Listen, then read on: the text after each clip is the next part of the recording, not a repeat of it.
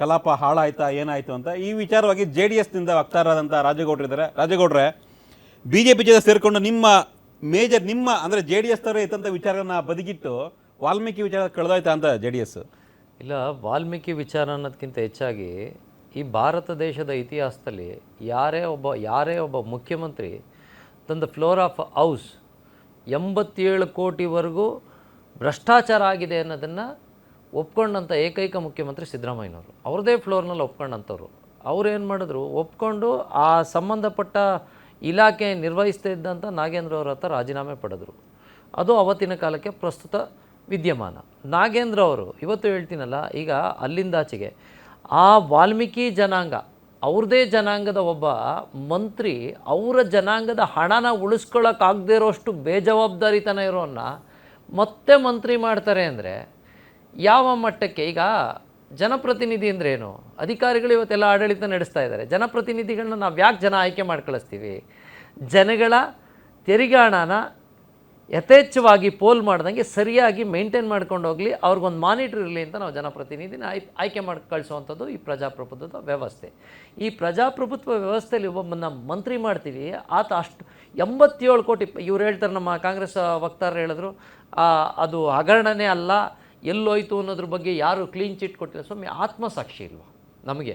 ನಾವು ರಾಜಕಾರಣಕ್ಕೋಸ್ಕರ ಏನನ್ನು ಬೇಕಾದ್ರೆ ಮಾತಾಡ್ಕೋಬೋದು, ಇಲ್ಲಿ ಕೂತ್ಕೊಂಡು ಡಿಸ್ಕಷನಲ್ಲಿ ಏನನ್ನು ಬೇಕಾದ್ರೆ ಕಾಗಕ್ಕನ್ನ ಗೂಬಕ್ಕ ಅಂತ ಮಾತಾಡ್ತೀವಿ. ಆದರೆ ನೋಡ್ತಾ ಇರೋ ಜನಕ್ಕೆ ಅಟ್ಲೀಸ್ಟ್ ಒಂದು ಚಿಂತನೆ ಇರ್ತದೆ. ಇನ್ನು ನಮ್ಮ ಜನಾಂಗದ ದುಡ್ಡು, ಪಾಪ ಎಷ್ಟೋ ಬಡ ಮಕ್ಕಳು ಓದೋಕ್ಕಾಗ್ತಾ ಇಲ್ಲ. ವಾಲ್ಮೀಕಿ ಜನಾಂಗದ ಮಕ್ಕಳು ಎಷ್ಟೋ ಜನ ಮಕ್ಕಳಿಗೆ ಓದೋಕ್ಕಾಗ್ತಾ ಇಲ್ಲ. SLC ಓದಿರ್ತಾರೆ, PUC ಹೋಗಿದ್ದು, ಎಷ್ಟೋ ಜನಕ್ಕೆ ಮನೆ ಇಲ್ಲ. ಎಷ್ಟೋ ಜನ ಹುಡುಗರು ವಾಲ್ಮೀಕಿ ನಿಗಮದಿಂದ ಒಂದು ಕ್ಯಾಬ್ ಕೊಡಿಸಿದ್ರೆ ಅವ್ರು ಒಂದು ಜೀವನ ಮಾಡ್ಕೋತಾರೆ. ಯಾವುದೋ ಒಂದು ಸಣ್ಣ ಗುಡಿ ಕೈಗಾರಿಕೆಗೆ ಒಂದು 2 ಲಕ್ಷ ರೂಪಾಯಿ ಹಣ ಕೊಟ್ಟರೆ ಮಾಡ್ತಾರೆ. ಇವರೆಲ್ಲ ಕೋಟ್ಯಾಂತರ ರೂಪಾಯಿ ಹಣ ಇಟ್ಕೊಂಡು ಶೋಕಿ ಮಾಡ್ತಾ ಇದ್ದಾರೆ. ಇಂಥ ಪರಿಸ್ಥಿತಿಲಿ 87 ಕೋಟಿ ಹಣ on the floor of house 189 ಕೋಟಿ ಹಗರಣ ಆಗಿದೆ ಅಂತ ವಿರೋಧ ಪಕ್ಷಗಳು ಚರ್ಚೆಗೆ ತರ್ತವೆ. ಆ ಚರ್ಚೆಗೆ ತಂದಂಥ ಸಂದರ್ಭದಲ್ಲಿ ಸಿದ್ದರಾಮಯ್ಯನವರು ಹೇಳ್ತಾರೆ 87 ಕೋಟಿ ಹೋಗಿದೆ ಅಂತ. ಅವರು ಇಡೀ ಫ್ಯಾಮಿಲಿಗೆ ಅಕೌಂಟಿಗೆ ದುಡ್ಡು ಹೋಗಿದೆ.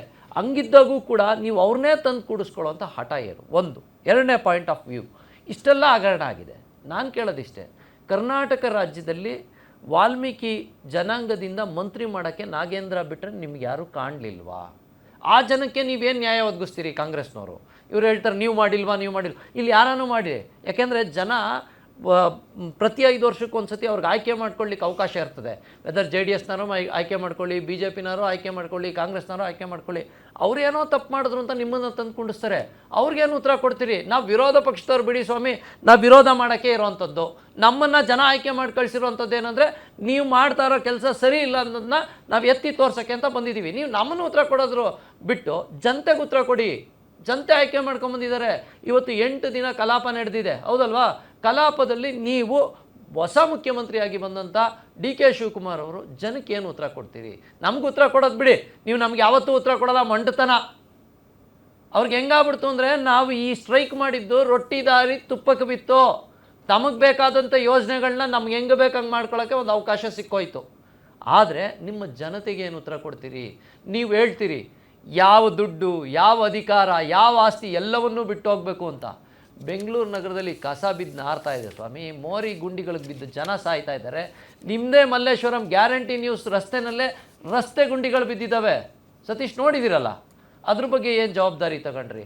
ಕಸಕ್ಕೆ ನೀವು ಯಾರ್ದೋ ಒಂದು ಖಾಲಿ ಸೈಟಲ್ಲಿ ಕಸ ಬಿದ್ದೈತೆ ಅಂದರೆ ಅವ್ನಿಗೆ 1.5 ಲಕ್ಷ ದಂಡ ಹಾಕ್ತೀನಿ ಅಂತ ಮಾಧ್ಯಮದಲ್ಲಿ ನೀವು ಅಡ್ವರ್ಟೈಸ್ಮೆಂಟ್ ಕೊಡ್ತೀರಿ. ಸಮಾಜಕ್ಕೇನು ಉತ್ತರ ಕೊಡ್ತೀರಿ? ಬರ ಬಂದಿದೆ ಸ್ವಾಮಿ, ಬರ ಬಂದಿದೆ. ಬರ ಅಧ್ಯಯನಕ್ಕೆ ಏನು ಮಾಡಿದ್ರಿ?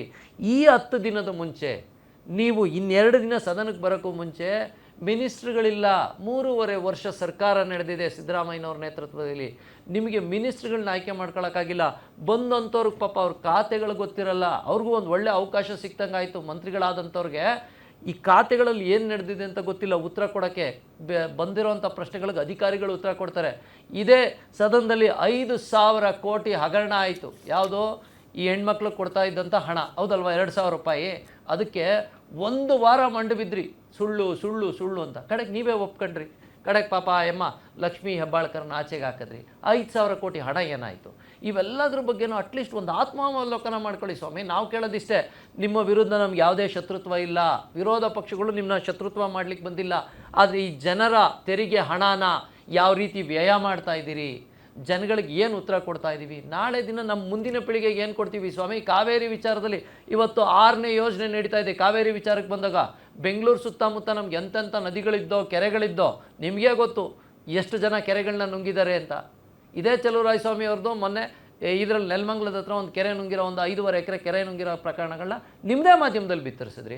ಇವತ್ತು ಅರ್ಕಾವತಿ ಮುಗಿದೋಗಿದೆ, ವೃಷಭಾವತಿ ಸಂಪೂರ್ಣ ಮುಗಿದೋಗಿದೆ. ಇತಿಹಾಸ ಪುಟಗಳಲ್ಲಿ ಓದ್ತೀವಿ, ಧರ್ಮ ಗ್ರಂಥಗಳಲ್ಲಿ ಓದ್ತೀವಿ ವೃಷಭಾವತಿ ಬಗ್ಗೆ. ಇವತ್ತು ವೃಷಭಾವತಿ ಮೋರಿ ನೀರಾಗಿ ಹರಿತಾ ಇದೆ, ಕುಡಿಯೋ ನೀರಿಗೆ ಸಮಸ್ಯೆ ಅಂತ ಹೇಳ್ತೀವಿ.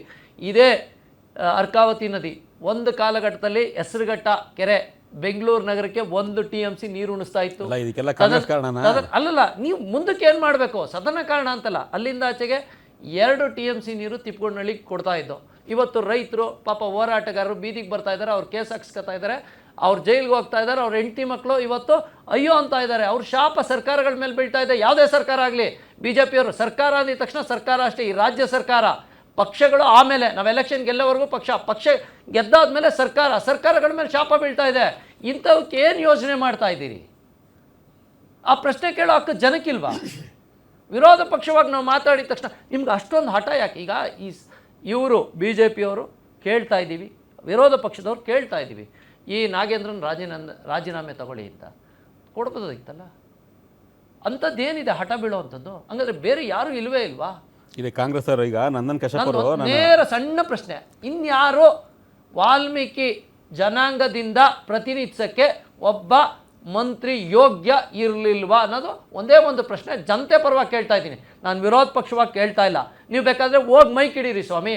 9 ದಿನ ಸದನಕ್ಕೆ, ಒಂದು ದಿನಕ್ಕೆ 3 ರಿಂದ 5 ಕೋಟಿ ರೂಪಾಯಿ ಸದನಕ್ಕೆ ಖರ್ಚಾಗುತ್ತೆ, ಹೌದಲ್ವಾ? ನಿಮ್ಮ ಊಟ ವಸತಿ, ಒಂದೊಂದು ಊಟ 1000 ರೂಪಾಯಿ, ನಿಮ್ಮನ್ನ ಅಲ್ಲಿಂದ MLAಗಳನ್ನ ಇಲ್ಲಿ ಕರ್ಸ್ಕೊಳ್ಳಿಕ್ಕೆ 1000 ರೂಪಾಯಿ, TA DA ಎಲ್ಲ ಭತ್ಯೆ ಕೊಡ್ತಾರೆ, ಎಲ್ಲ ಪಕ್ಷದ 224 ಜನಕ್ಕೂ ಕೊಡ್ತಾರೆ. ನೀವು ಉತ್ತರ ಕೊಡಬೇಕಾಗಿರೋವಂಥವ್ರು, ನಿಮ್ದು ಒಂದೇ ಒಂದು ಸಣ್ಣ ಹಠ. ನಾವು BJP ವಿರೋಧ ಪಕ್ಷವಾಗಿ ಕೇಳ್ತಾ ಇದ್ದೀವಿ, ಹೌದು ಸ್ವಾಮಿ ಹಿಂಗೆ ಹಗರಣ ಆಗಿದೆ, ರಾಜೀನಾಮೆ ಕೊಡಿ ಅಂತ ಕೇಳ್ತಾ ಇದ್ದೀವಿ. ಕಾಂಗ್ರೆಸ್ ಅವರು ಮಂಡವಾದಕ್ಕೆ ಬಿದ್ದು ನಾನು ಕೇಳೋದಿಷ್ಟೇ, ವಾಲ್ಮೀಕಿ ಜನಾಂಗದಲ್ಲೇ ಬೇರೆಯವರು ಇದ್ರೆಲ್ಲ ಮಾಡ್ಬೋದಿತ್ತಲ್ಲ. ಯಾರಿಂದ ಹಾಳಾಗ್ತಾ ಇದೆ? ನೀವು ಯಾಕೆ ಈ ಆತ್ಮಾವಲೋಕನೆ ಮಾಡ್ಕೊತಾ ಇಲ್ಲ ಅನ್ನೋದು ನನ್ನ ಪ್ರಶ್ನೆ. ಅದು ಜನತೆ ಪರವಾಗಿ. ಬೇಡ ಸತೀಶ್, ನಿಮ್ಗೆ ಒಂದೇ ಒಂದು ಮಾತು ಕೇಳ್ತೀನಿ, ನಾನು ಹೇಳೋದು ಬೇಡ, ಈ ಮೈಕ್ ಹಿಡ್ಕೊಂಡು ಹೋಗಿ